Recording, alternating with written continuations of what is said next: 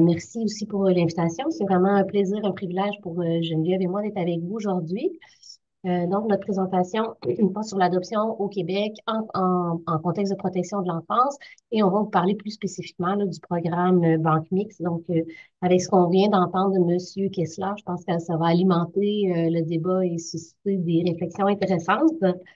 Les objectifs de la présentation aujourd'hui, c'est d'abord de vous présenter, Geneviève, je ne sais pas si tu es capable d'avancer, là, de vous présenter le contexte dans lequel s'inscrit le placement en vue d'adoption au Québec et puis aussi de discuter des caractéristiques du fonctionnement des familles d'accueil banque mixte. Donc, c'est vraiment les objectifs de notre présentation. On l'a séparé en quatre parties. Donc, une première là, qui présente des informations, des données plus générales sur le placement et l'adoption au Québec. Ensuite, on a une deuxième partie sur les différents types de familles d'accueil au Québec. Ensuite, Geneviève va prendre le relais pour les parties 3 et 4. Elle va vous présenter le programme Banque Mixte, donc les caractéristiques, le fonctionnement et les enjeux qui se posent dans ce programme-là.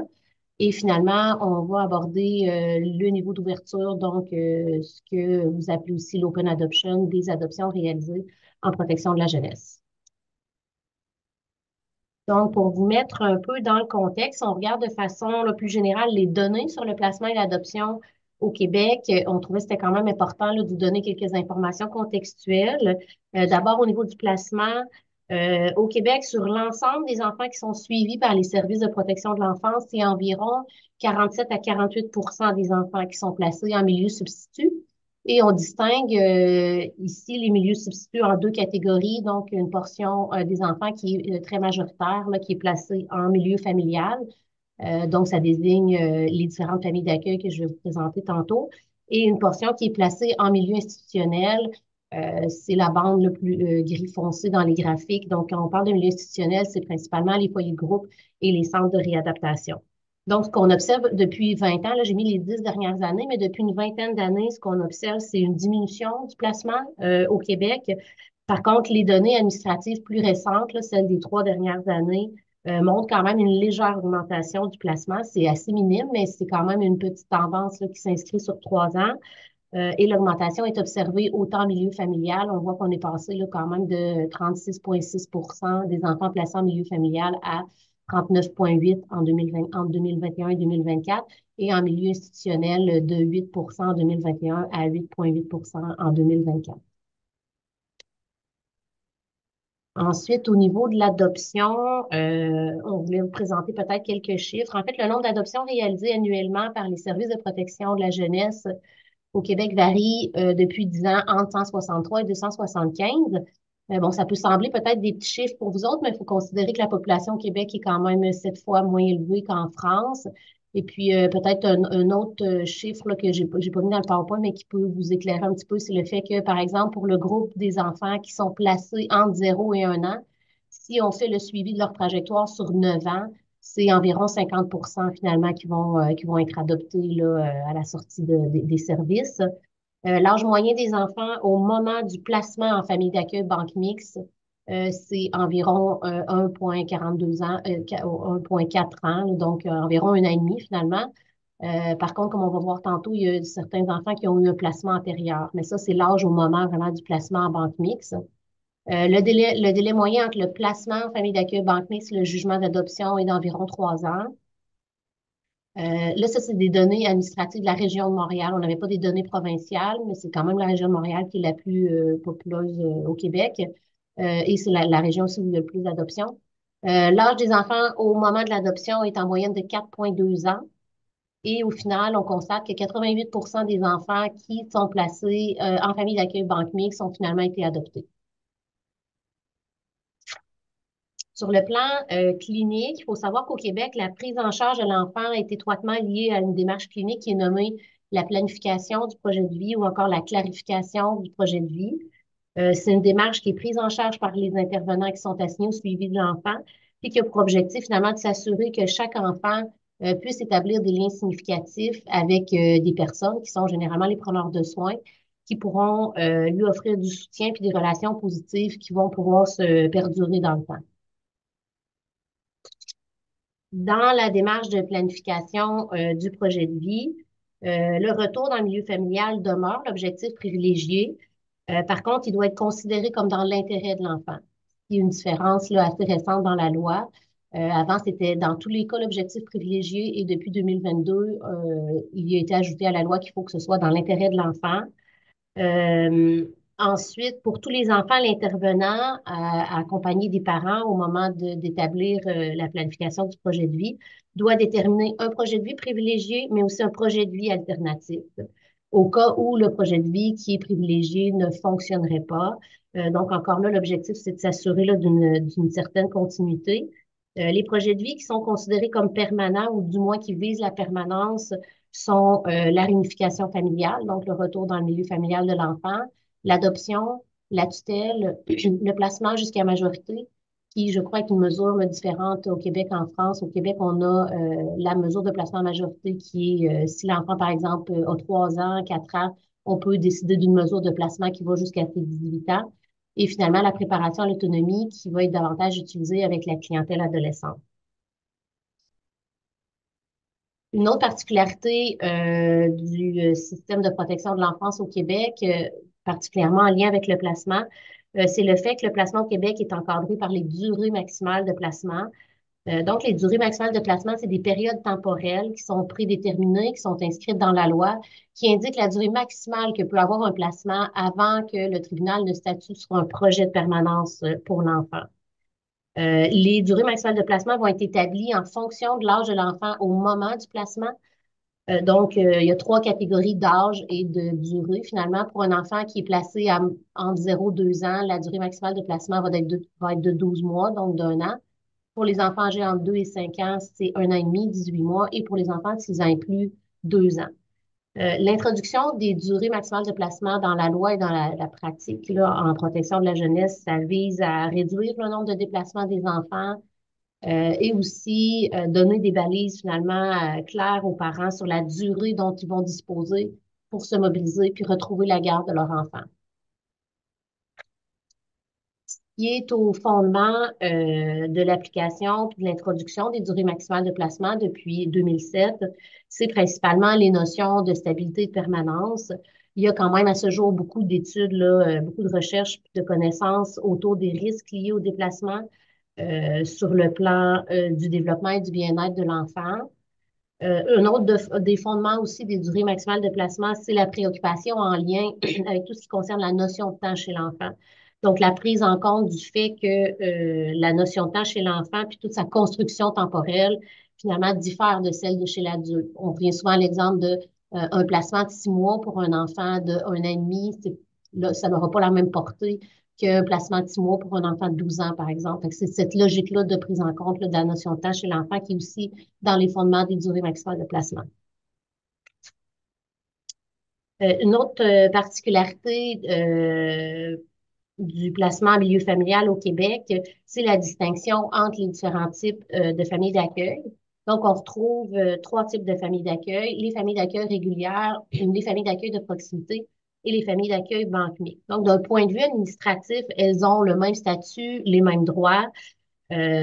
Faut savoir aussi qu'au Québec, les familles d'accueil sont représentées par un syndicat, ce qui est quand même assez particulier au contexte québécois. Donc, même les familles d'accueil de proximité, un grand-papa, une grand-maman qui a la garde de l'enfant est représenté par un syndicat. Par contre, les familles présentent quand même des particularités qu'on trouvait importantes de vous présenter aujourd'hui.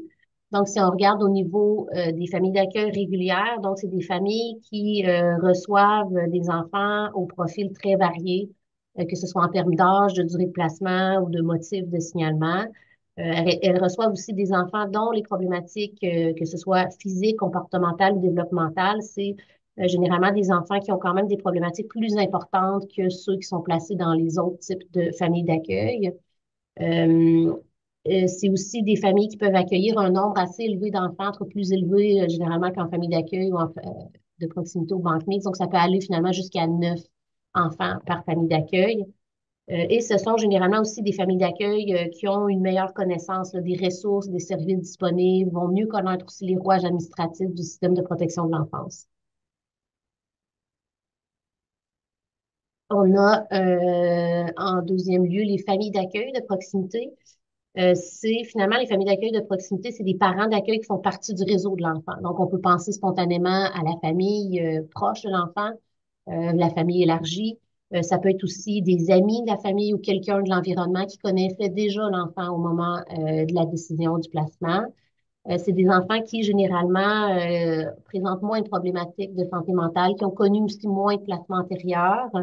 Dans les familles d'accueil de proximité, le nombre d'enfants aussi est généralement moins élevé, étant donné qu'il y a déjà un lien qu'il y a un lien entre la famille d'accueil et l'enfant avant le placement. Et ce qui est observé, c'est que ce sont souvent des parents d'accueil plus âgés qui présentent davantage de problèmes de santé. Donc, évidemment, c'est associé beaucoup au fait que les familles d'accueil de proximité, c'est souvent des grands-parents. On note aussi plus de difficultés sur le plan socio-économique, des familles d'accueil qui sont moins scolarisées et des familles qui sont moins enclines aussi à recevoir ou à solliciter des services.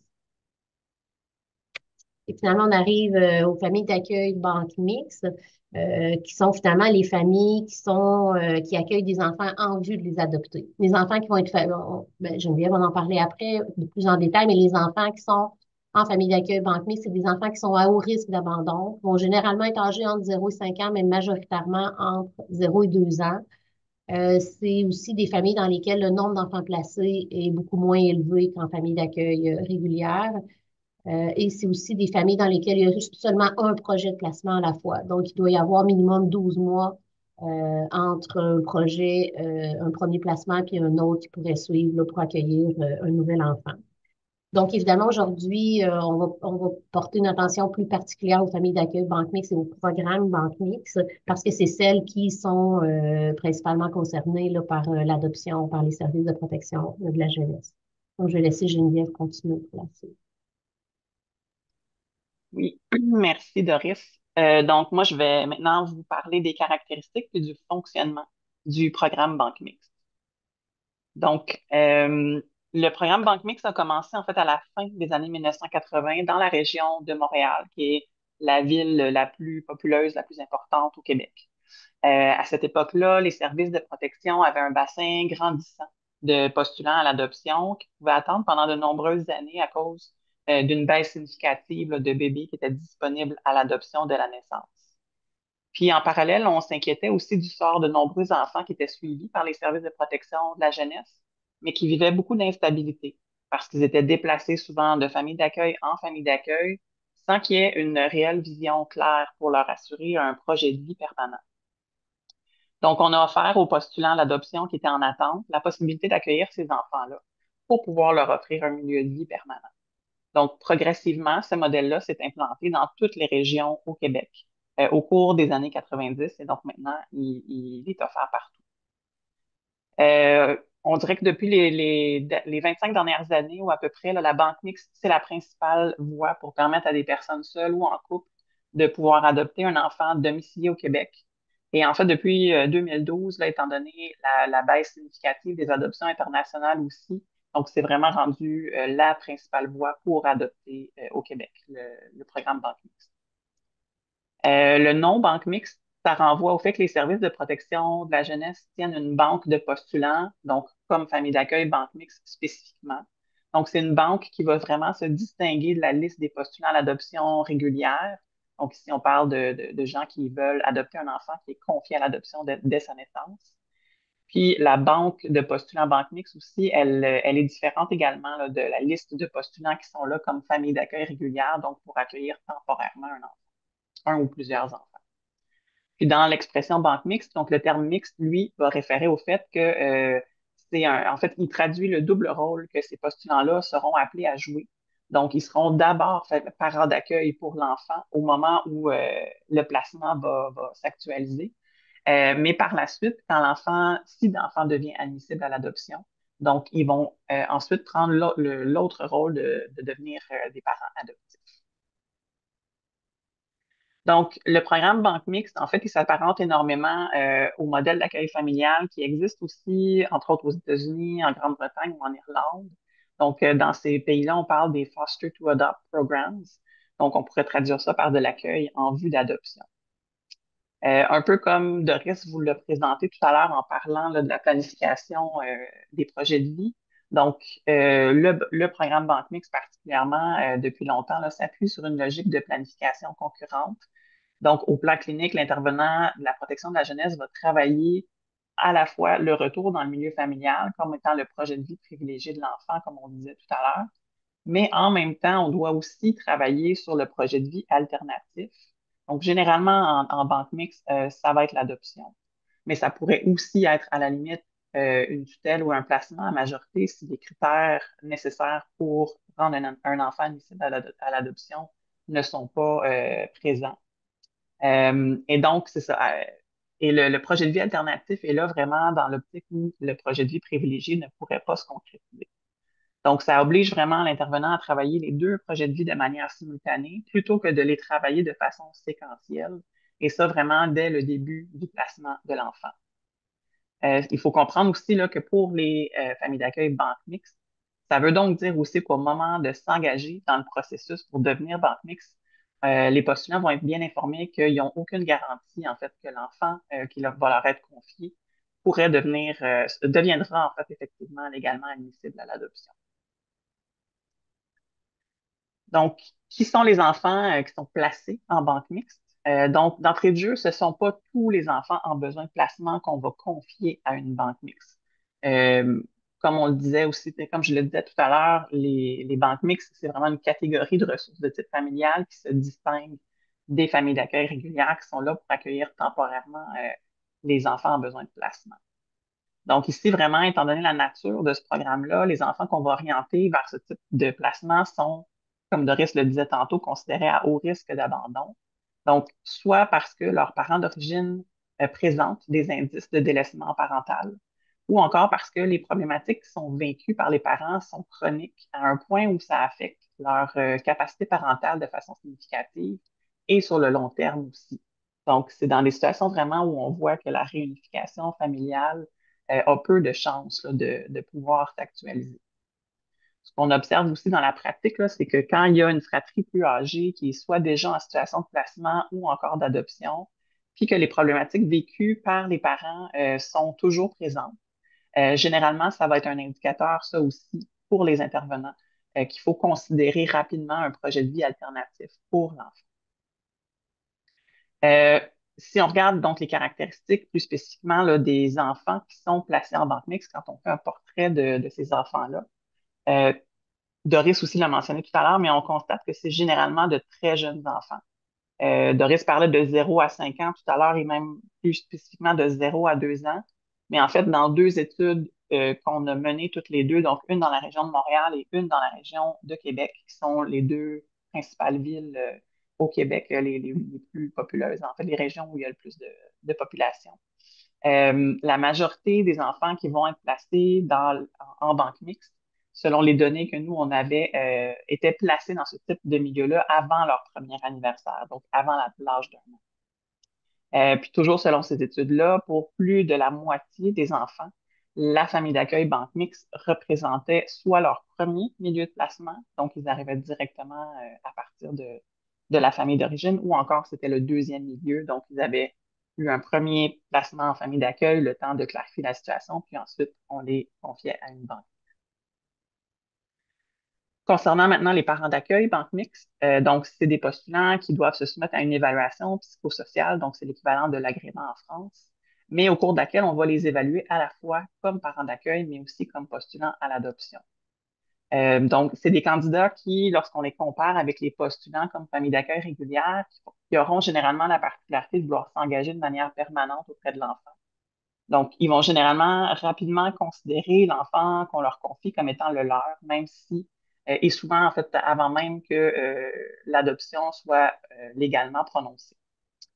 Mais pourtant, ils n'auront pas de lien légal, donc pas d'autorité parentale pendant la partie du processus où ils sont considérés comme des parents d'accueil. Donc, tant et aussi longtemps que l'adoption n'aura pas été prononcée. Donc, c'est une situation qui peut générer quand même beaucoup de frustration puisque, dans le fond, le sentiment psychique d'être le parent de l'enfant se développe souvent bien avant que la filiation juridique ne soit établie. Puis finalement, en tant que famille d'accueil, les banques mixtes ont l'obligation de collaborer avec les intervenants de la protection de la jeunesse. Et donc, parmi les attentes qu'on a envers eux, il y a l'obligation de soutenir l'enfant dans le cadre des contacts qu'il pourrait maintenir avec ses parents d'origine au cours de la période de placement. Donc, dans ce contexte, on peut s'imaginer que le placement en banque mixte génère quand même un lot de défis. Pour les parents d'accueil, ils peuvent vivre beaucoup de stress et d'incertitude par rapport à la possibilité d'adopter l'enfant. Donc, même si c'est minime dans les faits, il existe quand même un risque pour eux de perdre l'enfant si jamais les services de protection de la jeunesse estiment qu'un retour dans le milieu d'origine est possible puis que ça répond au meilleur intérêt de l'enfant. Aussi, durant la période de placement, les parents d'accueil et les parents d'origine vont cohabiter dans un contexte où les rôles et les appartenances familiales peuvent être ambigus. Donc, par exemple, est-ce que les parents d'accueil doivent ou peuvent se faire appeler papa et maman par l'enfant? Il y a des pratiques un peu différentes, je vous dirais, d'une région à l'autre, des fois, ou même d'un intervenant à l'autre. Ou encore, c'est quoi le rôle que peut occuper le parent d'origine auprès de son enfant lorsqu'il est placé en banque mixte? Ça aussi, c'est pas nécessairement évident. Donc, l'ambiguïté, elle peut aussi être ressentie par l'enfant, même lorsqu'il est très jeune, lorsqu'il est bébé.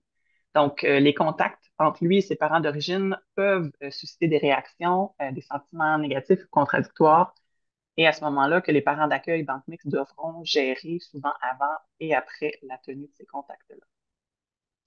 Puis finalement, comme autre défi, ben, il y a la posture des intervenants aussi à l'égard de l'adoption et des contacts. Donc, selon qu'ils soient plus ou moins à l'aise à ce que les parents banque mixte entretiennent, eux, directement des contacts avec les parents d'origine, par exemple. Donc, ça varie énormément d'un intervenant à l'autre.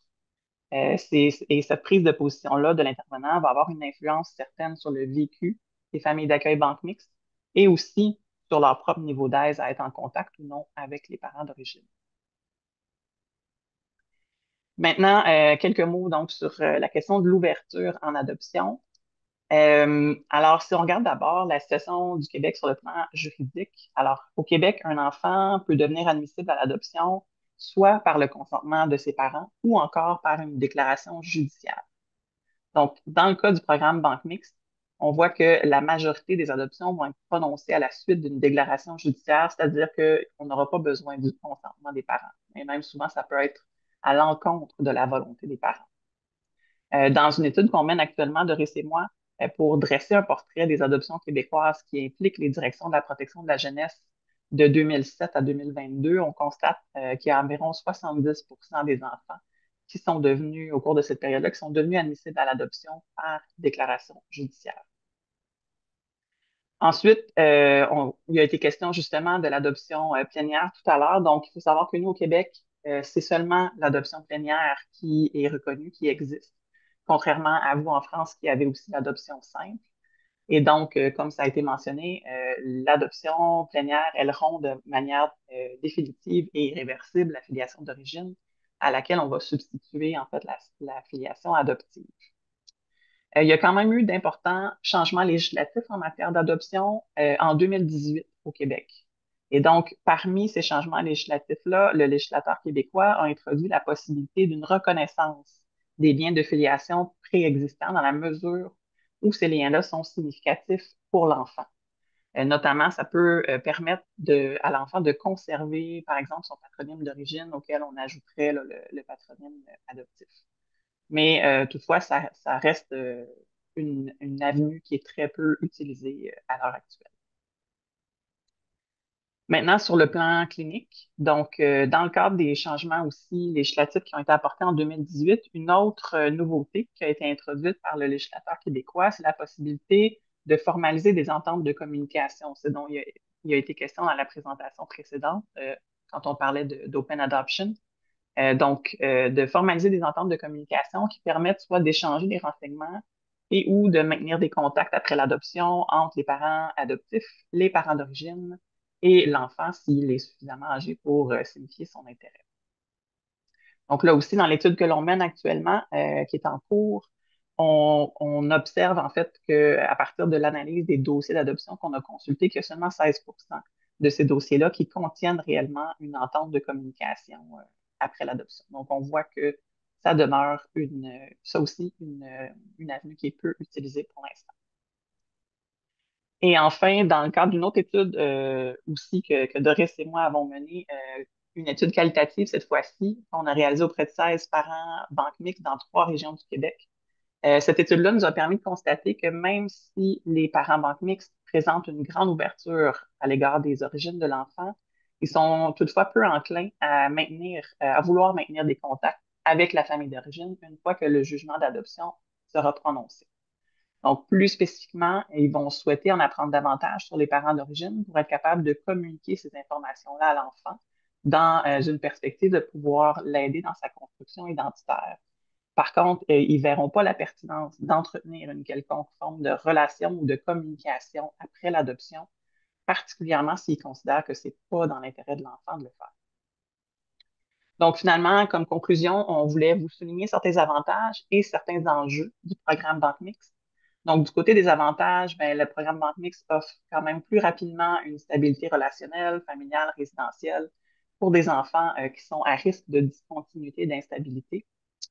Aussi, il va faciliter le travail clinique sur le délaissement parental, puisqu'il va obliger les intervenants à aborder en toute transparence avec les parents d'origine la notion de planification concurrente, donc que l'enfant puisse avoir à la fois un projet de vie privilégié et un projet alternatif. Puis aussi, finalement, il va donner accès à des ressources de type familial de grande qualité qui ont la particularité de pouvoir offrir un milieu de permanence pour l'enfant, étant donné qu'ils sont accrédités pour l'adoption. En même temps, le programme Banque Mixte soulève aussi certains enjeux ou en tout cas est confronté à certains enjeux. Par exemple, les intervenants de la protection de la jeunesse n'ont pas tous le même niveau d'aisance avec le programme Banque Mixte.